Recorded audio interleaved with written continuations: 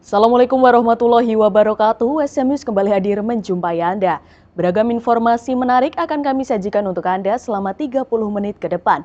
Bersama saya Dena Miawati dan berikut USM News selengkapnya.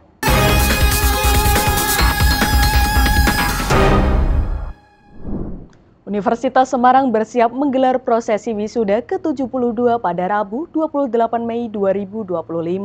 Bertempat di dua lokasi sekaligus, acara ini akan menjadi momen penting bagi 694 wisudawan dari jenjang diploma, sarjana hingga magister. Rapat Senat terbuka dengan acara upacara wisuda ke-71 program diploma, sarjana, dan magister Universitas Semarang dibuka oleh Ketua Senat. Universitas Semarang akan menggelar prosesi wisuda pada Rabu 28 Mei 2025. Wisuda ke-72 ini akan berlangsung di dua tempat sekaligus, yakni Auditorium Insinyur Wijatmoko dan Auditorium Profesor Haji Muladi SH yang berada di Kompleks Kampus USM. Pada periode kali ini, sebanyak 694 wisudawan dari berbagai jenjang pendidikan, mulai dari diploma, sarjana, dan magister, akan mengikuti rangkaian wisuda ke-72 tersebut. Prosesi wisuda akan dibagi menjadi dua sesi, yaitu sesi pagi pada pukul 07.00 WIB hingga 11.40 WIB dan sesi siang pada pukul 12.00 hingga 16.30 WIB. Kami alumni Universitas Semarang berjanji. 1. Akan bekerja berdasarkan nilai-nilai moral dan etika. Dari 694 wisudawan, sebanyak 635 diantaranya berasal dari program diploma dan sarjana. Program studi yang meluluskan mahasiswanya antara lain S1 Ilmu Hukum, D3 Manajemen Perusahaan, S1 Manajemen, S1 Akuntansi, S1 Teknik Sipil, S1 Teknik Elektro, S1 Perencanaan Wilayah dan Kota, S1 Teknologi Hasil Pertanian, S1 Psikologi, S1 Sistem Informasi, S1 Teknik Informatika, S1 Ilmu Komunikasi, dan S1 Pariwisata. Disusul dengan program Pasca Sarjana meluluskan 59 wisudawan yang berasal dari S2 Hukum, S2 Manajemen, dan S2 Psikologi.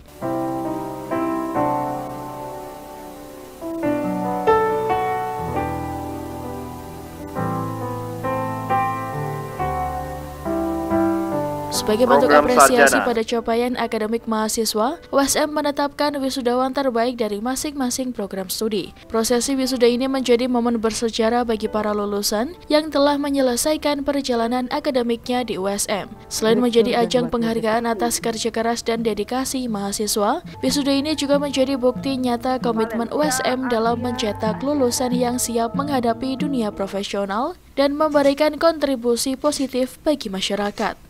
Rapat Senat terbuka dengan acara upacara wisuda ke-71 program diploma, sarjana, dan magister Universitas Semarang ditutup oleh Ketua Senat.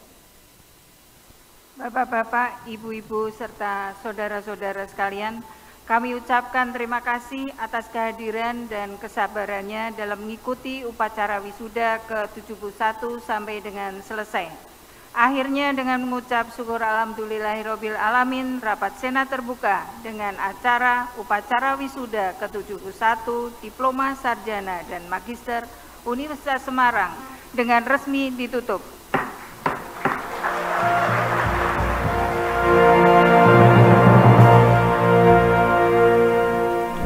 Mencerminkan eratnya hubungan kerjasama ekonomi dan perdagangan dari kedua negara, Presiden Indonesia dan Perdana Menteri Cina menghadiri Indonesian China Business Reception 2025. Here for your insightful welcoming remarks.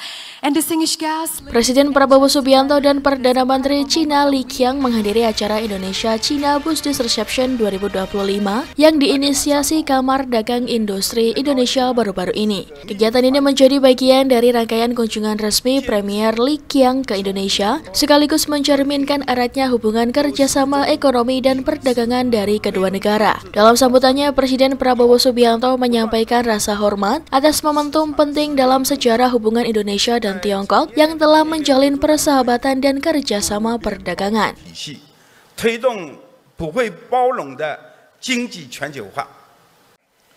Saya ingin menyampaikan,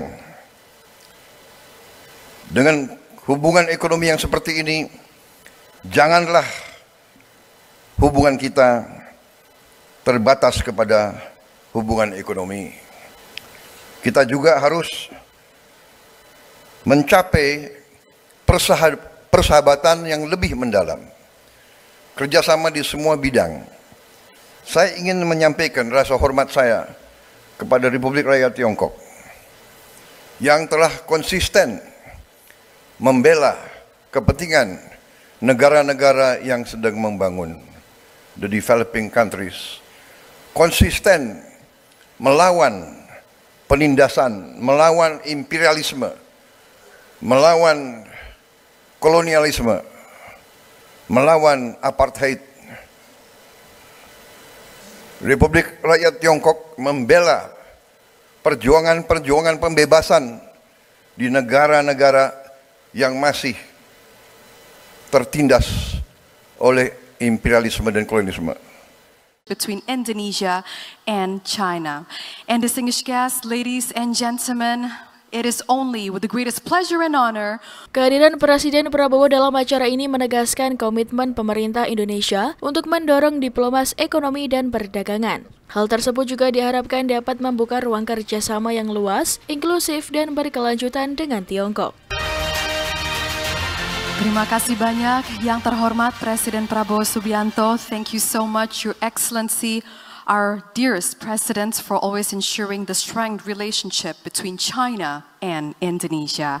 Pemirsa, jelang Disnatalis ke-69, Universitas Hasanuddin menggelar seminar internasional dengan menghadirkan narasumber dari University of Birmingham dan Aston University United Kingdom. Seminar ini membahas metode penanganan pada penderita epilepsi di Indonesia. Universitas Hasanuddin menggelar seminar internasional sebagai salah satu rangkaian Disnatalis ke-69. Kegiatan ini berlangsung di Auditorium Profesor Dr. Idrus Andi Paturusi, Rumah Sakit Universitas Hasanuddin, Sabtu 17 Mei 2025.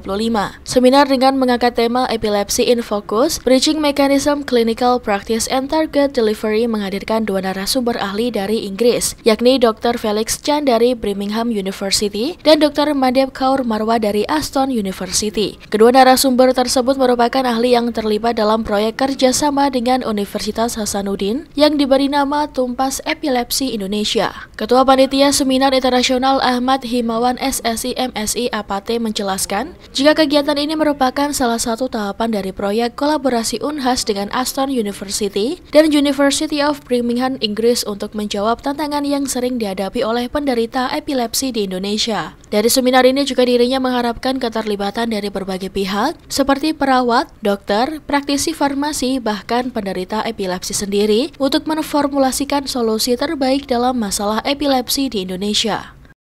Kita mau mengembangkan suatu sediaan farmasi yang lebih sesuai untuk penyakit yang disebut dengan epilepsi resisten obat atau intractable epilepsy. Karena sekarang itu terapinya cukup homogen dan kita punya tantangan tersendiri di Indonesia karena untuk epilepsi itu dia itu diatur dalam platform BPJS dan hanya obat-obat tertentu yang boleh diberikan pada kondisi tertentu. Jadi target kami adalah mereformulasi obat-obat tersebut yang dari BPJS itu dibuat menjadi bentuk sediaan yang lebih baru menggunakan teknologi nanopartikel, teknologi liposom, kemudian kita padukan dengan sistem penghantaran melalui kulit, sistem penghantaran melalui hidung misalnya, karena tantangan yang dihadapi oleh pasien Indonesia untuk epilepsi adalah mereka itu harus minum obat dalam jumlah yang cukup banyak dan berkali-kali sehari. Jadi target kami itu adalah kami mau membuat sediaan yang bisa memudahkan hidup penyandang dan pengasuh epilepsi, jadi meningkatkan quality of life mereka melalui reformulasi obat-obat anti epilepsi tersebut.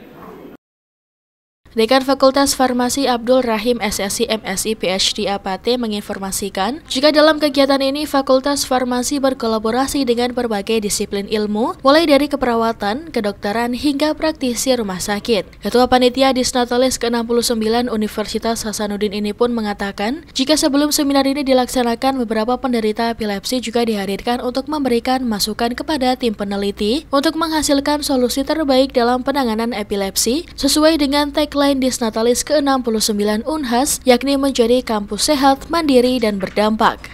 Seminar internasional ini adalah kolaborasi berbagai disiplin ilmu dan merupakan juga bagian dari Dies Natalis Unhas yang ke-69, di mana kita berkolaborasi dengan berbagai disiplin ilmu, ada dari kedokteran, ada dari keperawatan, kemudian ada dari praktisi di rumah sakit. Dan kemarin juga ya sebelum seminar ini kita laksanakan, kami mengundang semua beberapa penderita epilepsi untuk mendapatkan masukan-masukan bagi tim peneliti untuk mengembangkan obat dan sistem pengobatan yang cocok, yang sesuai untuk penderita epilepsi di masa yang akan datang. Seminar internasional ini dibuka oleh Rektor Universitas Hasanuddin, Profesor Dr. Insinyur Jamaluddin Chompa MSc, yang menyebut jika epilepsi masih menjadi masalah kesehatan yang serius. Dengan seminar ini diharapkan dapat diformulasikan penanganan yang terbaik untuk masalah epilepsi di Indonesia. Alhamdulillah pagi ini tanggal 18 Mei tahun 2025, tepatnya di Aula Rumah Sakit Universitas Hasanuddin, kita menyaksikan acara pembukaan simposium yang bertajuk epilepsi, terutama untuk drug delivery system, yang dihadiri oleh 2 ahli dari Birmingham, UK, yang saya kira ini adalah salah satu grup yang paling bergensi untuk yang terkait dengan epilepsi. Makasih pada Kan Farmasi yang telah memfasilitasi proses ini, dan terutama menjadi spesial karena walaupun beliau adalah dekan farmasi, tapi kita lakukan simposium ini di Rumah Sakit Universitas Hasanuddin karena epilepsi itu adalah bagian dari penyakit yang juga menjadi momok ya bagi kita di dunia kedokteran. Profesor Jamaluddin Chompa menambahkan dirinya mengapresiasi Dekan Fakultas Farmasi yang telah memfasilitasi kolaborasi bergengsi ini. Profesor Jamaluddin juga berharap kegiatan ini bisa menjadi motivasi bagi fakultas lain yang ada di Universitas Hasanuddin untuk menjalin kolaborasi internasional dalam berbagai disiplin. Iva Syarahman, Rahmatia Ardi, Unes TV. Sejumlah lembaga pendidikan di Grobogan, Jawa Tengah terendam banjir akibat luapan Sungai Lusi. Seluruh ruangan kelas dan kantor guru terendam banjir. Ketinggian banjir mencapai 60 cm sehingga membuat aktivitas belajar di kelas diliburkan. Dari data BPBD, Grobogan ada sejumlah desa di 3 kecamatan yang tergenang banjir akibat luapan Sungai Lusi. Hujan deras yang mengguyur wilayah Grobogan, Jawa Tengah berdampak Sungai Lusi meluap dan menggenangi sekolah dasar negeri dan lembaga pendidikan di Desa Getasrejo, Kecamatan Grobogan, Kabupaten Grobogan, Jawa Tengah. Seluruh ruang kelas dan ruang guru serta perpustakaan tergenang banjir dengan ketinggian mencapai 60 cm. Pihak sekolah terpaksa meliburkan kegiatan belajar mengajar para siswa di sekolah lantaran seluruh ruang kelas kebanjiran. Tidak hanya sekolah dasar negeri, banjir juga merendam tempat lembaga PKBM di Getasrejo. Menurut pihak sekolah, banjir terjadi setelah Sungai Lusi tidak mampu menampung debit air dari daerah hulu dan akibatnya meluap dan menggenangi sekolah, dan saat ini ketinggian air semakin bertambah. Ini sekitar 60-an, yang paling dalam itu 60. Berarti belum surut ini, Pak? Belum. Ini disebabkan apa, Pak, ini banjirnya? Dari mana, Pak, ini? Lusi, Kali Lusi. Memang sejak semalam meluap, Pak, ya? Iya. Betul. Kalau merendam pagi ini aktivitas belajar gimana Bapak? Ya diliburkan untuk sementara karena tidak bisa aktivitas. Seluruh ruang kelas, ruang guru semua terendam Bapak? Iya semua. Ini semua. Tapi yang paling parah di perpustakaan sama kantor. Ya, informasi banjir ini terjadi akibat luapan Sungai Lusi. Jadi sebelah hulu sana, Blora itu kan banjirnya besar, meluap, kemudian kita kena dampaknya. Dan inilah karena posisinya memang di pinggir Sungai Lusi, nah ini kena luapan. Kalau untuk aktivitas belajar siswa gimana? Ya, aktivitas belajar siswa ini sudah ada arahan dari dinas karena sekolahnya semua terdampak banjir di dalam ruangan juga penuh dengan air, maka anak-anak belajar di rumah bisa dengan daring. Juga mengimbau kepada orang tua untuk memperhatikan anak-anak karena anak-anak kadang suka bermain air. Jadi pembelajaran ada di rumah, guru bisa memberikan tugas lewat daring. Ini demikian arahan dari dinas juga begitu. Pihak sekolah berharap banjir segera surut dan aktivitas belajar bisa kembali dilaksanakan di ruang kelas.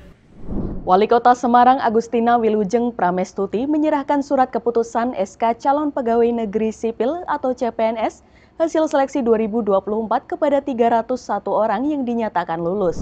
Wali Kota Semarang Agustina Wilujeng Pramestuti mengungkapkan bahwa rasio pelamar CPNS yang lulus merupakan 1:50, menunjukkan bahwa mereka merupakan lulusan terbaik. Agustina berharap agar CPNS baru dapat membawa semangat baru dan kreativitas dalam menjalankan tugas-tugasnya. Ya, karena mereka baru, kan ada berbagai macam perubahan budaya dari mereka yang sebelumnya masuk ke dalam budaya yang sudah tertata di Pemkot ini.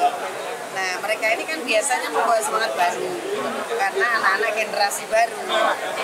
Nah, ketika masuk, saya berharap mereka juga masih tetap membawa fresh spirit, new spirit, sambil membuka ruang diskusi dengan para seniornya, sehingga kita juga terupdate nanti berbagai macam kegiatan itu, nanti pelaksanaannya juga bisa terupdate sesuai dengan kebutuhan zaman generasi mereka. Kepala Badan Kepegawaian Pendidikan dan Pelatihan atau BKPP Kota Semarang, Joko Hartono menuturkan bahwa 301 CPNS hasil seleksi 2024 ini akan mulai bekerja pada 1 Juni 2025 mendatang dan ditempatkan sesuai dengan formasi yang dilamar. Ia juga menyampaikan bahwa ada kuota khusus untuk penempatan CPNS di Bangka Belitung dan sudah mendapat rekomendasi dari Dinas Kesehatan dan Rumah Sakit pemerintah. Dengan diterimanya SK CPNS diharapkan para CPNS baru dapat segera mempersiapkan diri untuk menjalankan tugasnya dengan baik dan memberikan kontribusi positif bagi pemerintah Kota Semarang. 301, ya ada 301 CPNS hasil seleksi 2024, yang pendaftarnya 14.500, jadi luar biasa itu, 1/50. Jadi ini nanti 1 Juni sudah mulai bekerja, 1 Juni sudah mulai bekerja dan ditempatkan sesuai yang dilamar. Ya, jadi alhamdulillah ini menambah energi kita, ada presiden yang masuk ke Pemkot Semarang, Gen Z lah gitu kira-kira. Ya, gimana? Yang difabel itu penempatannya di mana, Pak? Sesuai yang dilamar. Ya, tapi insya Allah difabel itu sudah mendapatkan rekomendasi dari Dinas Kesehatan dan Rumah Sakit pemerintah bahwa yang bersangkutan mampu menjalankan tugasnya itu. Bidang teknis ya, Pak? Iya, jadi insya Allah itu sudah ada rekomendasi, kan ini kewajiban kita untuk merekrut difabel juga, sehingga ada kuota khusus untuk difabel, begitu kira-kira. Ada 4 orang. Ya. Hana Nurifa melaporkan dari Kota Semarang, Jawa Tengah. Istri tengah pemulihan usai melahirkan, seorang ayah di Kudus, Jawa Tengah tega mencabuli anak tirinya yang masih berusia belasan tahun. Mirisnya, aksi bejat pelaku dilakukan lebih dari 10 kali hingga membuat korban trauma. MI 34 tahun harus tertunduk malu saat digelandang aparat kepolisian Kudus, Jawa Tengah untuk mempertanggungjawabkan perbuatan bejatnya mencabuli anak tirinya yang masih berusia 12 tahun. Pelaku IM melakukan pencabulan kepada korban lebih dari 10 kali pada September hingga Desember tahun lalu. Aksi bejat pelaku dilakukan lantaran tak kuat menahan nafsu usai sang istri masih dalam pemulihan usai melahirkan. Dengan modus mengancam korban, pelaku IM melakukan aksi bejatnya saat rumah dalam kondisi sepi. Aksi bejat pelaku terungkap usai pihak sekolah melihat perubahan perilaku korban yang bahkan sempat menyakiti diri sendiri. Pihak sekolah kemudian melaporkan kepada ibu korban dan diteruskan ke pihak kepolisian. Dari hasil penyelidikan, polisi mengamankan sejumlah barang bukti seperti spray hingga pakaian. Kejadian ada di wilayah Kecamatan Undaan yang notabene korban ini merupakan anak tiri dari pelaku. Ya, modusnya yaitu saat ibu dari korban ini atau istri dari pelaku ini pasca melahirkan, ya, kemudian karena korban ini sudah berusia 12 tahun, sudah kelihatan besar, ya, karena tidak bisa menahan nafsunya, si bapak tiri ini berulang kali melakukan persetubuhan dengan ancaman terhadap anak tirinya. Ya, itu bisa terkuak karena juga dari pihak sekolah, ya, yang melihat korban ini berubah secara psikologi maupun secara bersosial dengan teman-temannya, jadi cenderung murung. Atas perbuatannya, pelaku dijerat dengan Undang-Undang Perlindungan Anak dengan ancaman hukuman 15 tahun penjara. Dari Kudus, Eni Ayu Lestari melaporkan. Pemirsa, untuk pertama kalinya makanan Indonesia bisa dibeli di tengah-tengah area turis Times Square di kota New York. Sebuah kios kuliner bernama Jakarta Munch baru-baru ini dibuka di food court Urban Hawker berdampingan dengan makanan dari Korea, Singapura, dan Malaysia. Berikut laporan VOA New York. Informasi ini sekaligus menutup perjumpaan kita hari ini. Saksikan terus USM News hanya 2SM TV. Saya Dina Miawati dan seluruh kru yang bertugas pamit undur diri. Terima kasih. Wassalamualaikum warahmatullahi wabarakatuh. Pemirsa, kuliner Indonesia kembali hadir di kota New York. Kali ini lokasinya sangat strategis, yaitu di 50th Street. Yang 2 blok ke kanan sudah ada Times Square dan 1 blok ke kiri sudah ada Rockefeller Center, tempat di mana seluruh turis-turis seluruh dunia itu hadir di kota New York.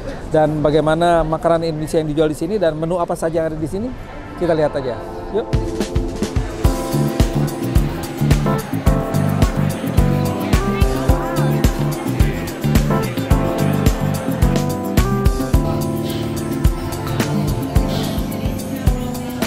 Boleh pesen nasi, jadi pisah-pisah ya prosesnya. Jadi pesen nasi dulu, jadi nasi rice, nasi biasa ya. Kemudian chicken sama gulai, katanya enak gulai. Ya, pedas? Enggak pedas. Gulainya pedas tapi? Pedas. Ya udah, nggak apa-apa. Udah, oke. Oke. Terus kondimennya ada kerupuk, bawang goreng, acar, sama, boleh? Ya, kerupuk, semua ya? Boleh. Nasi campur sama pangsit tacos 20,69.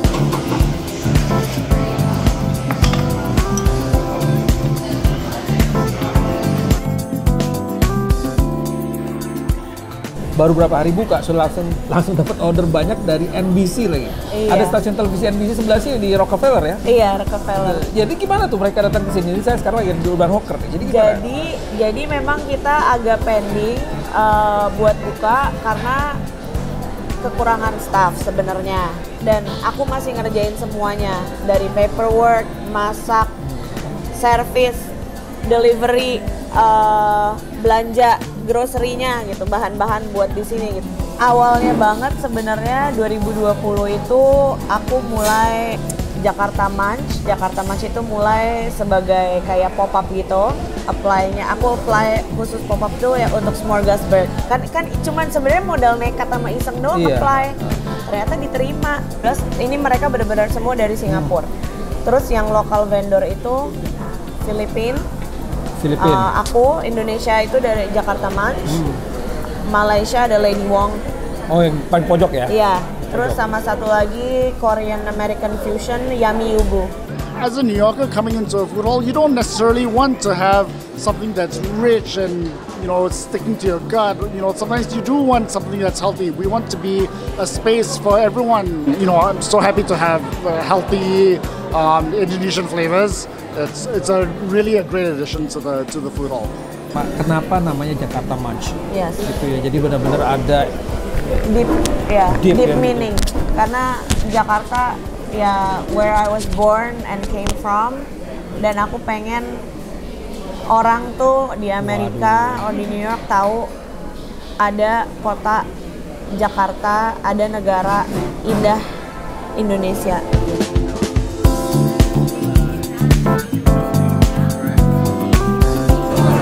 Saya sekarang mau coba makanan dari Jakarta Munch, yaitu gulai.